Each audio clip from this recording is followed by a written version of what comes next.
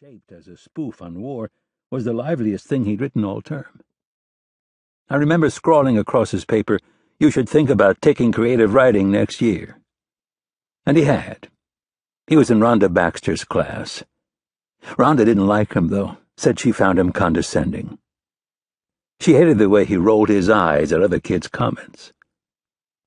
Rhonda and I shared a free hour, and we often compared notes about the kids. I neither liked nor disliked him particularly. He'd asked me to write him a letter of recommendation once.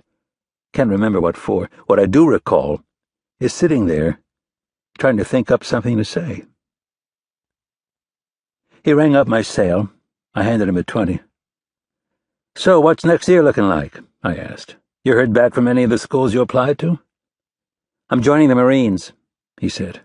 "Yeah? Well, I heard they're looking for a few good men."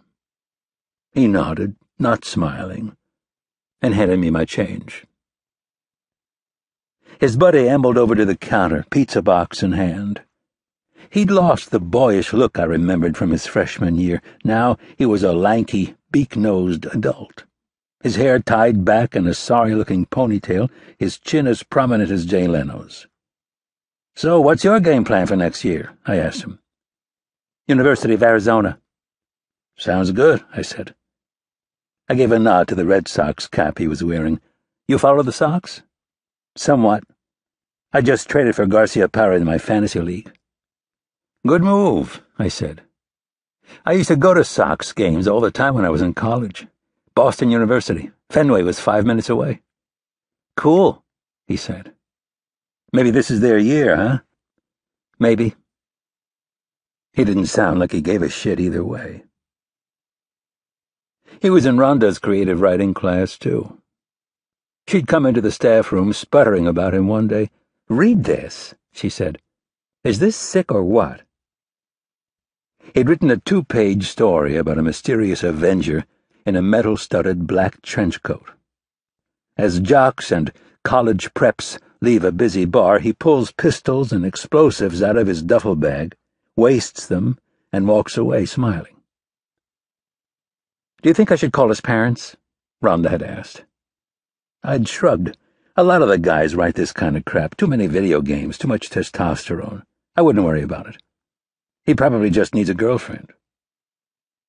She had worried, though, enough to make that call. She'd referred to the meeting a week or so later as a waste of time. The door banged open. 5 or 6 rowdy kids entered Blackjack. "Hey, I'll see you later," I said. "Later," he said. And I remember thinking he'd make a good Marine. Clean-cut, conscientious, his ironed T-shirt tucked neatly into his wrinkle-free shorts.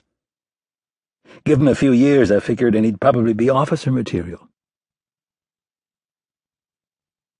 At dinner that night, Maureen suggested we go out to a movie, but I begged off, citing end-of-the-week exhaustion. She cleaned up, I fed the dogs, and we adjourned to our separate TVs. By 10 o'clock, I was parked on my recliner, watching Homicide with the closed caption activated, my belly full of pizza.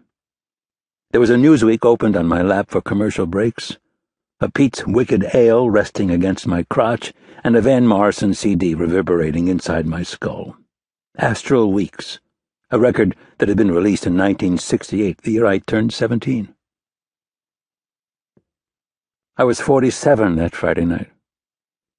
A month earlier, a guy in a music chat room I'd begun visiting had posed the question, "What are the 10 masterworks of the rock era?"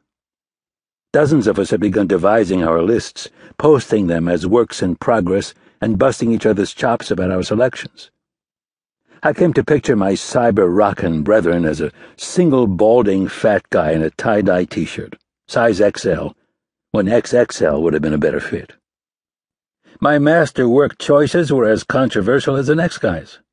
I incurred the good-natured wrath of several of my cyber buddies, for instance, when I named to my list Springsteen's Nebraska, while excluding Born to Run and Born in the USA. Dude, as spokesman for the boss's true fans, a trash-to-energy engineer from Michigan, messaged me, "I regret to inform you that you're more fucked up than a soup sandwich." I dished it out, too, of course, not always successfully. I learned that I deeply offended